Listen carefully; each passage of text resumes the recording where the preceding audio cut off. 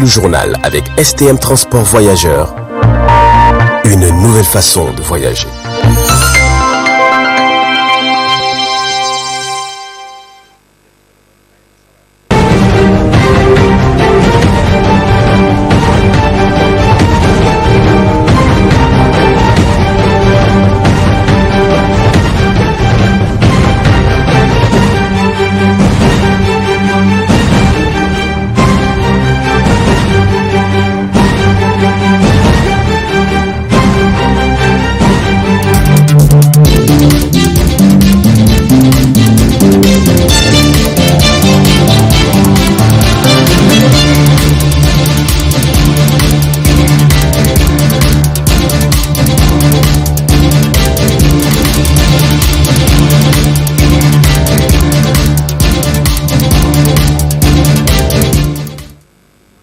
Bonsoir à toutes et à tous, toujours un plaisir de vous retrouver sur les antennes de la télévision Tambra. Messieurs, dames, c'est l'heure de la grande édition d'information du soir e-sport en ouverture. Accueil ce matin du champion en boxe par la Fédération nigérienne de boxe de son retour du Nigeria où il prit part à un championnat de boxe organisé du 29 juillet au 5 septembre 2021. Le reportage est signé Mamadou Soufou et Kantama Ibrahim. De retour du Nigeria, le champion du Niger en boxe Moussa Habigado a été accueilli par les membres de la Fédération nigérienne de boxe, où il a pris part à une compétition internationale Heritage Boxing Entertainment et a remporté la victoire. La délégation a fait le tour de la ville avec les héros flambant le drapeau du Niger et ses 3 ceintures gagnées à l'international, jusqu'au club de boxe Dodo Sanahori de Niamey. Le manager a profité de l'occasion pour remercier les partenaires et le ministère des Sports pour leur soutien à la réalisation de cet exploit. La première des choses, c'est pour présenter notre champion qui nous a rajouté une autre ceinture. Donc nous disons chapeau pour lui. La deuxième chose, c'est pour vous présenter le programme de son manager qui veut que désormais qu'on puisse faire la boxe professionnelle au Niger. Donc c'est lui qui organise cela. Il y a eu une première fois, ça fait je crois depuis 72, je crois bien. Donc c'était un blanc qui est venu faire ça. Aujourd'hui c'est un Nigérien qui va nous faire cela. Nous sollicitons la présence de tout le monde et surtout nous sollicitons la presse, que la presse nous vienne en aide. L'occasion pour les champions d'adresser ses remerciements à tous ceux qui l'ont aidé à gagner cette 3e ceinture. Ça va, alhamdulillah, ça a été bien passé et Dieu merci.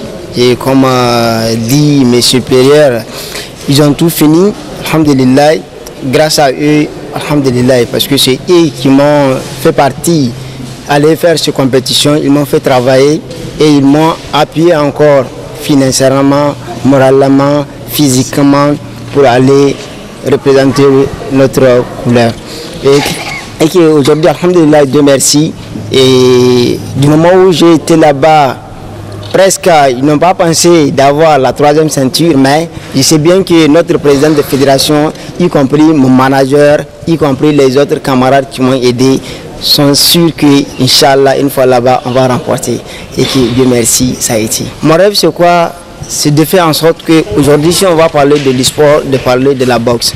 Raison pour laquelle je fais tout, je me sacrifie, je travaille matin, soir, nuit, pour être le meilleur. Si je suis le meilleur, c'est le Niger qui est le meilleur.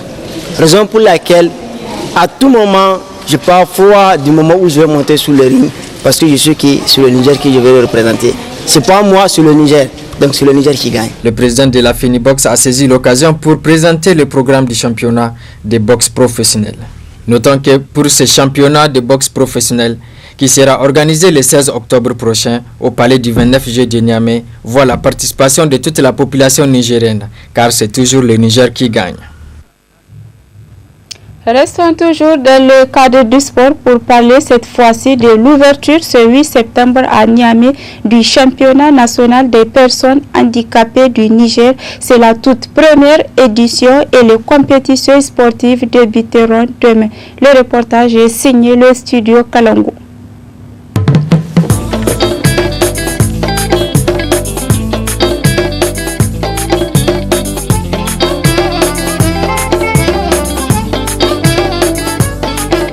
C'est une toute première édition parce que notre fédération elle est jeune, elle est créée le 12 août 2020, que nous avons organisé ce championnat pour nous permettre vraiment de promouvoir le sport des personnes handicapées et de détecter les talents. Nous avons constaté que les gens méconnaissent le sport des personnes handicapées.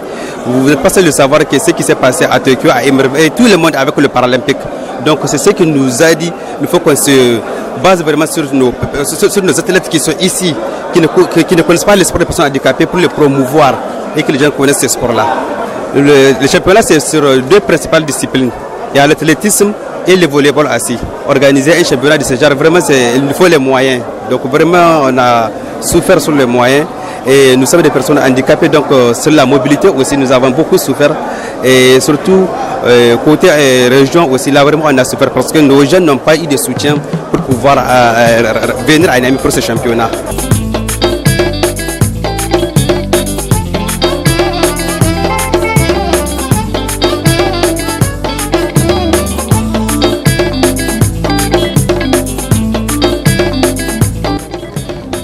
Mun sha zuwa ne amma bangaren bole a siyo wanga ne na farko. Bangaren teran gaskiya teran din yana da kyau.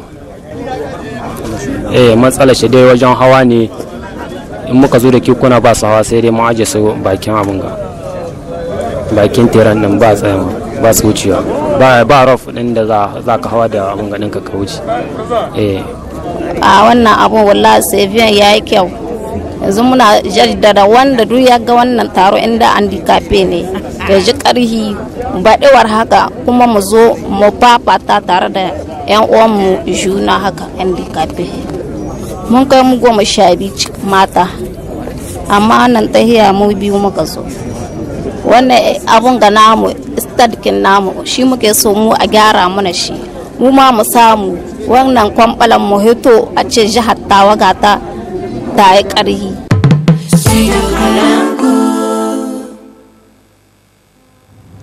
Au Niger, des espaces appelés centres amis des jeunes ont été créés pour les adolescents afin de faciliter à la jeunesse l'accès à l'information sur la santé de la reproduction.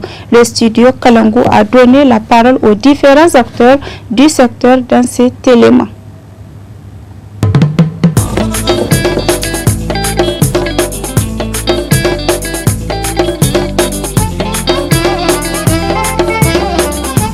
Et la santé de la reproduction, justement, elle regroupe plusieurs domaines. Il y a au moins 7 domaines, donc, par exemple la santé de la femme, la santé de l'enfant, la santé des adolescents, la santé des hommes et la santé des personnes âgées. Donc c'est tout ça qui constitue la santé de la reproduction. L'article 2 il dit que la santé de la reproduction est un droit universel. Toute personne humaine, quel que soit son niveau, son âge, son sexe, son lieu, son statut social.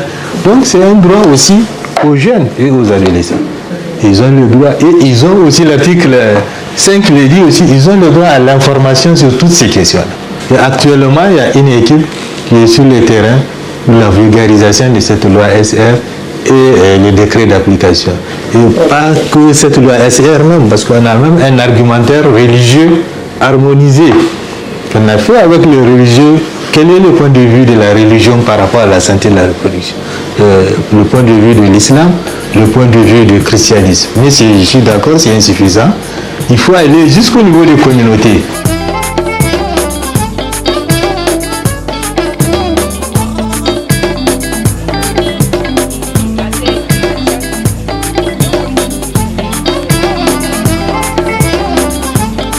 Une jeune fille qui vient de commencer ses règles, elle ne sait pas comment faire, elle ne sait pas qui approcher. Et là aussi, au niveau des écoles et autres, et même dans les sensibilisations de les quartiers, on sensibilise les jeunes leur disant que quand tu ne sais pas qui approcher, tu as honte de quelqu'un, tu te rends spécialement ici, directement ici, autant pour moi. Et il y a les sages-femmes qui sont là pour t'écouter et c'est dans l'anonymat vraiment. Et quand tu es ici, tu as la réponse à tous tes problèmes, comme j'ai eu déjà à le dire. Il y a des jeunes filles qui rencontrent des grossesses non désirées. Ici, tu viens, on t'explique, voilà. La meilleure des solutions, vraiment, c'est de s'abstenir.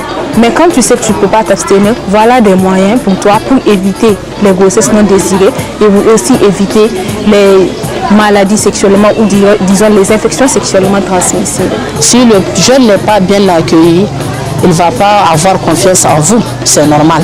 Donc c'est une approche qu'on a d'accueillir le jeune, qu'il se sente à l'aise, qu'il se sente chez lui, qu'on est là pour lui. Si c'est la planification familiale, c'est gratuit. Si c'est le dépistage volontaire aussi, c'est gratuit. Même le traitement IST syndromique des IST aussi, c'est gratuit.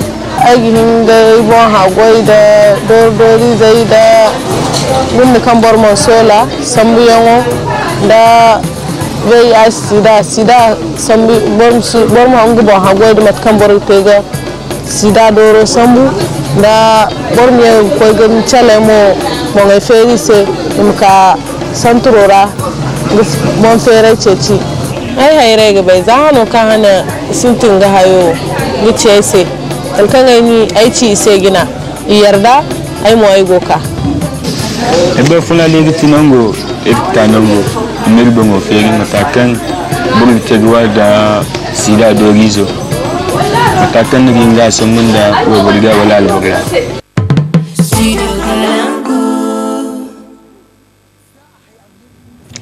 Allons marcher dans cette édition pour voir la période des grandes vacances chez certains élèves qui se disent que les vacances n'est pas une période de repos, n'est-ce pas Zainabou Gagara?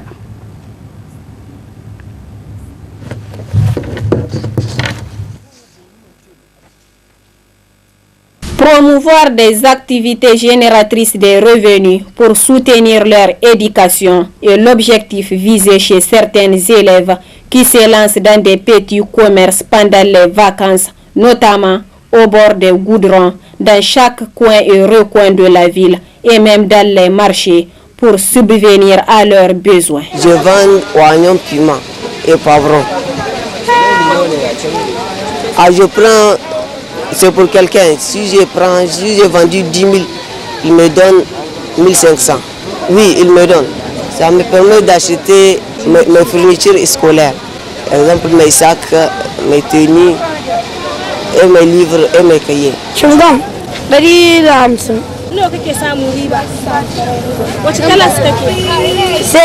Notons qu'à travers ces petites activités, les enfants peuvent se retrouver avec au moins 15 000 francs par mois durant les 3 mois de vacances. Et ces activités vont sans nul doute conduire à l'autonomisation de la jeunesse et va aussi diminuer le taux de chômage et de délinquance dans la ville. Restons toujours au marché avec Zainabou Gagara pour faire cette fois-ci le constat des produits de première nécessité du quotidien. Est-ce que la ménagère arrive à remplir son panier? Voyons cela dans ce reportage. Vécu une vie dure les mois passés, le panier de la ménagère était difficile à remplir car tous les prix des produits de première nécessité ont été rehaussés, notamment l'oignon et la tomate, qui avant le prix va de 250 à plus. Mais aujourd'hui, le panier de la ménagère est bien différent, malgré que certains produits restent toujours importés. Le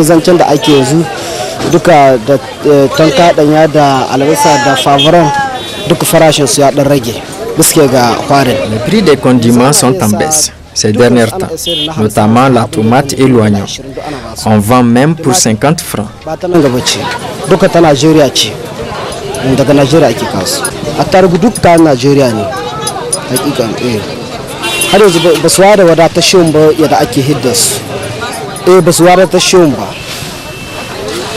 albasa ita ma ta Najeriya ce, so kamar yanzu so albasa wannan ana sai so 300, abin da danganci shi kuma $100 ta sa shi. Farashin da yana nan dai bai daga ba yanzu tunda wanga ana sai da shi 2000.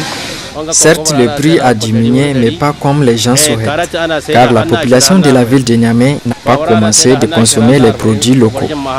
La tomate est de Kony. Le poivron et le piment frais est importé du Nigeria. Il n'y a que les courgettes et les haricots verts qui sont de Niamey.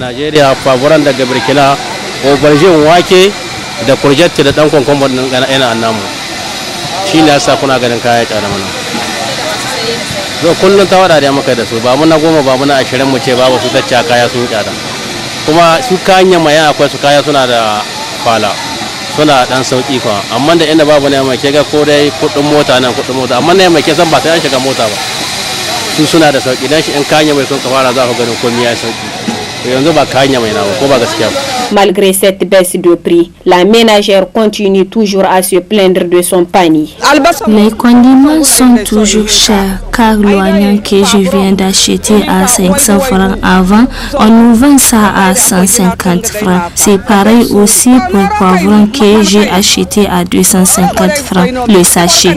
Au marché, même si tu amènes 10 000 francs pour faire ton panier, tu ne vas pas sortir même avec les frais du taxi ou Faba parce que les légumes restent toujours chers. Ce panier bien particulier sert à calculer le prix de l'indice de consommation qu'on évalue à travers ce constat au marché à plus de 4 000 francs par jour pour chaque famille. Mais malgré tout, la ménagère fait son panier même s'il n'arrive pas à le remplir convenablement.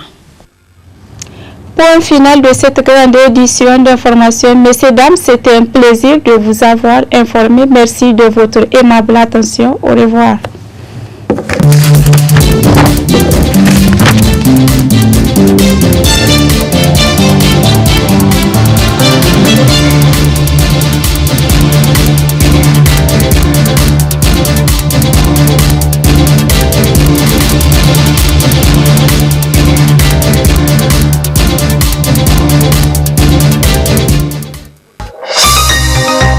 Ce journal vous a été présenté par STM Transport Voyageurs.